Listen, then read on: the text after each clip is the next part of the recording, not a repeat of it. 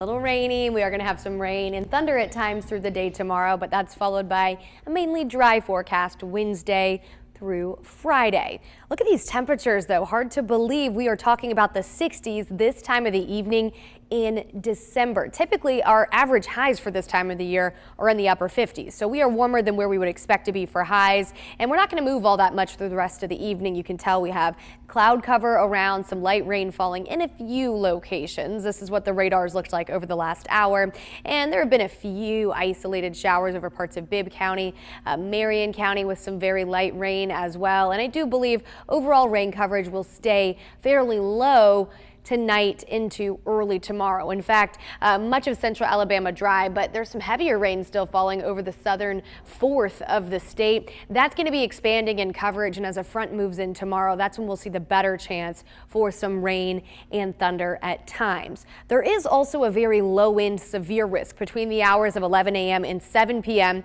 within this green region here. That's a marginal, very low wind level 1 out of 5 risk. It includes locations from Selma to Alexander City southward. So along the I-85 corridor, Montgomery, Auburn included in this. It also stretches to include Mobile and Dothan. So really the southeastern third of the state included with the chance of a strong storm or two.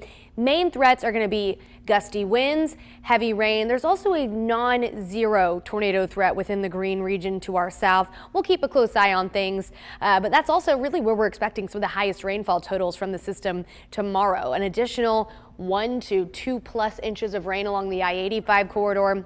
Across our part of the state, anywhere from 1/2 to 1 inch possible in some spots, but heavy rain to our south, that chance of a few strong storms. It is going to be wet at times, though, so let's time it out. This is 6 a.m. As you're headed into work or school, you will need your windshield wipers in a few locations, but at that point, rain coverage still fairly low. It's during the later part of the morning, as that front gets closer, that we see better coverage of some scattered showers and a few thunderstorms as well.